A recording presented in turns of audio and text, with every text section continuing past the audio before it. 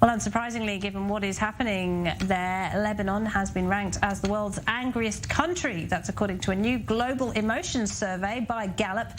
5 of the 8 angriest countries are all in the Middle East. Aside from Lebanon, Turkey, Jordan and Iraq also come out on top. Well, to talk about that survey, I'm joined by Julie Ray. She's managing editor for World News at Gallup Global Emotions. Thank you very much indeed for being with us, Julie. So before we break it down, overall, your survey's pretty gloomy, isn't it? It shows that globally people are angrier and more stressed out this year.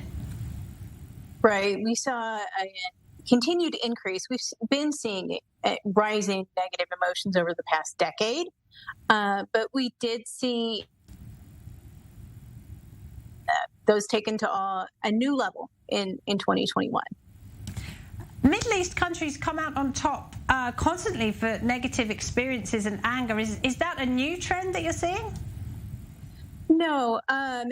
Some of those countries are frequently in the top 5 or top 10 of the most angriest countries, or the countries where people are experiencing the most anger on a typical basis from year to year.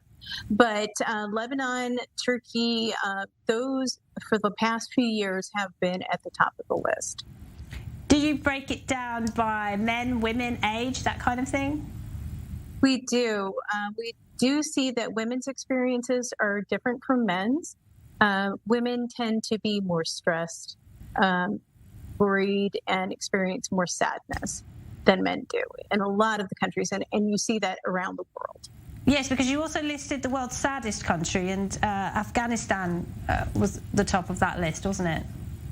Yeah, Afghanistan pretty much topped every single one of the negative experiences in 2021, with the exception of anger, which Lebanon and Turkey occupied the top spot.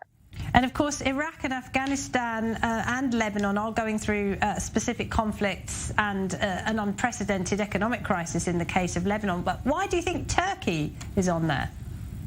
Well, Turkey's also going through its own economic crisis, and it has been for the last couple of years. And similar situation with Lebanon.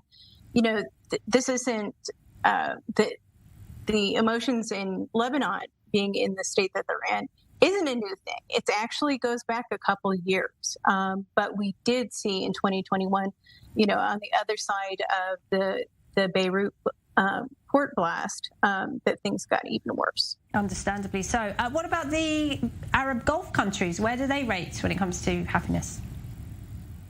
So it's kind of a mix in terms of positivity and negativity. So you do see some of the countries, Jordan, some of these other countries at the top of the list as well. They would rate more positively, those countries. So would you link it to economic performance or perhaps something else? You know, people's emotional state is tied to their environment that they're in. We do see that, you know, people's ability to afford food on a daily basis. You know, if you're uncertain about that, that raises your stress levels and your worry levels. So everything is in tandem with it. Is it linked to environment, perhaps? In Iraq, of course, we know that they are struggling with the effects of climate change. You know, it's hard for us to parse that. We don't really ask any questions about climate change specifically. So we can't really answer that with our survey. But we do know from the experiences with their economic situations, ability to get by on their incomes, that does factor into their emotional state. All right. Well, it's a fascinating report. I encourage people to read it. Thank you very much indeed, Julie Ray at Gallup Global Emotions. Thank you.